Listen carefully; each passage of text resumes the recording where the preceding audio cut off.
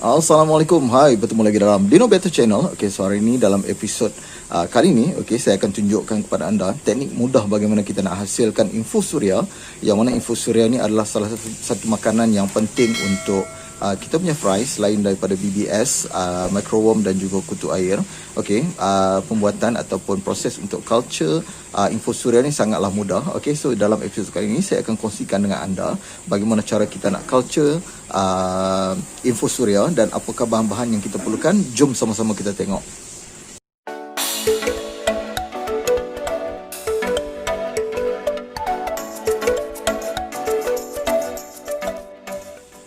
Okey, so macam saya beritahu pada anda tadi, okey, penghasilan infusuria ni banyak berkemungkinan setengah daripada kita menggunakan bahan-bahan seperti daun pisang, okey, sayuran-sayuran yang sudah busuk, okey. Tapi kali ini episod yang akan saya nak tunjukkan kepada anda bagaimana teknik mudah untuk kita hasilkan infusuria. Yang mana kalau anda tengok di sini, saya hanya menggunakan air yang kita masukkan ikan, yang mana di dalam bekas ikan kita ni sendiri pun sebenarnya sudah terdapat infusuria. Kalau anda tengok dalam bekas yang saya tunjukkan kepada anda sekarang ni, okey, apabila saya zoom sekarang, kalau anda tengok ya, di dalam air ni, okey, yang berwarna putih, okey, kalau anda tengok yang bergerak-gerak di dalam air sekarang ni, ini adalah starter infusuria, okey, yang boleh kita gunakan. Okey, selalunya kalau air ikan yang terdedah di kawasan yang ada matahari, dan juga baki-baki makanan ikan, okey, ataupun pellet ni, dan juga tahi ikan yang ada di bahagian bawah ni akan menghasilkan infusuria yang baik untuk kita hasilkan bagi kita punya fry. Okey, so dalam proses hari ni, kalau anda tengok, proses ni sangat mudah, yang mana anda hanya perlu menggunakan air ikan, okey, yang mungkin lebih kurang 5 hari ataupun 4 hari, okey, yang mana anda dah masukkan ikan dan bertukar warna seperti ini. Anda perlu tengok kat dalam bahagian dalam ni, kalau terdapat okey, infusuria pada bahagian dalam ni, anda perlu gunakan air ni sebagai starter untuk anda reculture kita punya infusuria. Okey, yang seterusnya apa yang kita perlukan adalah satu bekas seperti ini. Okey, seterusnya kita perlukan yeast, kita perlukan pellet ikan, dan juga kita perlukan sedikit air untuk kita bancuh yeast dan kita masukkan ke dalam bekas ni. Okey, yang paling penting sekarang ni, kalau anda tengok saya dah reserve, okey, dekat bahagian sini terdapat beberapa bekas, okey, ikan yang telah saya keluarkan, kita dah gantikan air yang baru. Dalam bekas ni semua terdapat infusuria yang akan kita culture di dalam bekas ni. Okey, so saya akan masukkan ke semua air ni dalam bekas ni nanti, dan kita akan masukkan bahan-bahan lain seperti yeast dan juga pellet untuk kita culture kita punya infusuria. Kalau tengok sekarang ni, bekas ni adalah bekas yang telah saya masukkan air ikan sebentar tadi, yang mana dalam ni memang terdapat infusuria yang boleh kita reculture semula. Okey, yang mana sekarang ni apa yang akan saya buat adalah saya akan masukkan sedikit yeast ke dalam kita punya bekas ni. Okey, sekarang ni jangan terlalu banyak sebab kita tak nak terlalu banyak, nanti kalau air ni terlalu likat dengan yeast, ia boleh memudaratkan kita punya infusuria. Okey, mungkin infusuria akan matilah.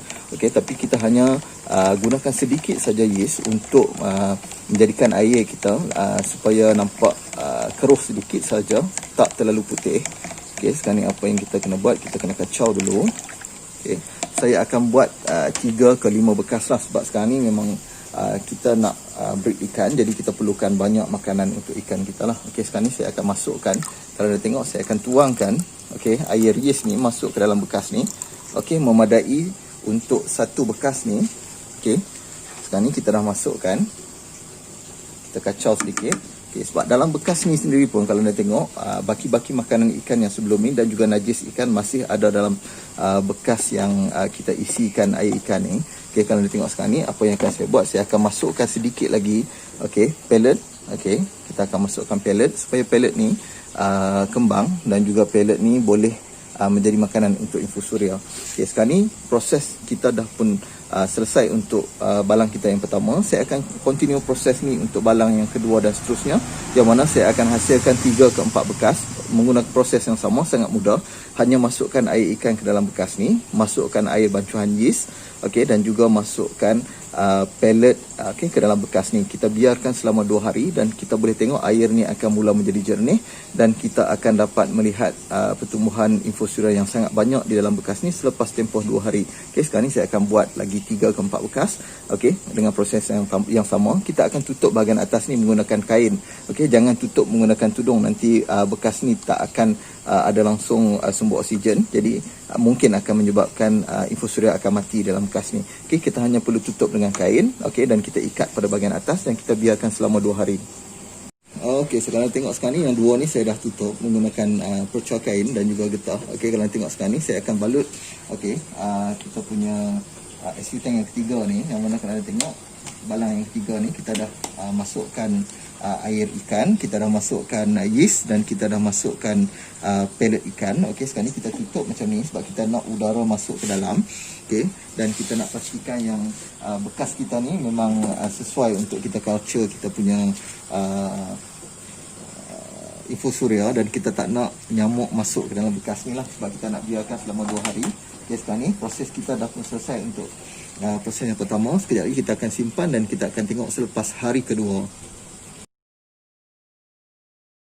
Okey, so kalau tengok sekarang ni, okey, setelah 24 jam, lebih dari 24 jam saya culture, yang mana semalam saya culture lebih kurang pukul 6 petang. Hari ini dah pukul 10 malam, hari kedua. Okey, sekejap lagi kita akan tengok hasil, okey, bagaimana proses kita culture kita punya infusoria ni, adakah berhasil ataupun tak. Sekejap lagi kita akan tengok. Okey, so sekarang ni kalau kita tengok, okey, hasil kita dah culture untuk lebih daripada tempoh 24 jam ni. Sekarang ni kita akan tengok betapa banyak okey, kita punya infusoria okey di dalam bekas yang pertama ni. Kalau anda tengok sekarang ni, okey, di sini, okey, di dalam bekas ni sekarang anda tengok, okey, terdapat banyak infusoria yang berada dalam bekas kita lah. Okey, so di sekeliling ni, okey, seperti habuk tu, itu adalah infusoria. Okey, dia akan bergerak kalau anda tengok sekarang ni. Okey, daripada pandangan jauh, okey, anda akan nampak di dalam bekas ni. Okey, nanti saya akan ambil video, okey, kita zoomkan, okey, masuk ke dalam permukaan air. Anda akan tengok, okey, bagaimana rupa bentuk kita punya infusoria.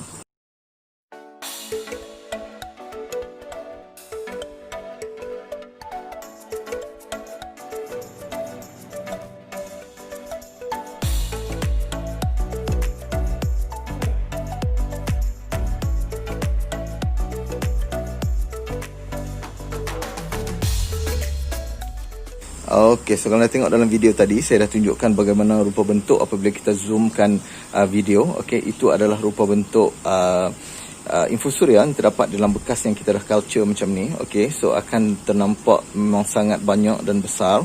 Okey, tetapi untuk fry kita, kalau anda tengok dalam video yang seterusnya tadi, okey, saiz kita punya fry dan juga saiz kita punya infusoria yang terhasil ni memang sesuai untuk peringkat usia fry daripada umur 2 hari sehingga ke 1 minggu. Okey, jadi anda boleh gunakan dropper seperti ni. Okey, kita sedut saja menggunakan dropper ni dan kita masukkan ke dalam bekas kita punya fry, dan fry kita akan mula makan. Kalau anda tengok sekarang ni, beginilah banyaknya kita punya infusoria yang terdapat di dalam bekas ni. Okey, sekarang ni kita tengok, okey, di dalam bekas ni, okey, betapa banyaknya infusoria yang terhasil. Jadi ini adalah antara makanan yang terbaik yang boleh anda beri kepada kita punya fry, okey, pada usia 2 hari sehingga ke 1 minggu. Okey, selain memberi kutu air kepada ikan ataupun fry kita, ini adalah antara contoh makanan terbaik yang boleh anda cuba.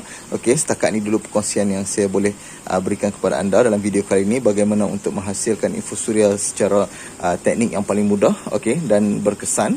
Okey, saya harapkan tips ini berguna untuk anda. Kita jumpa lagi dalam video-video yang lain dalam Dino Beta Channel. Assalamualaikum.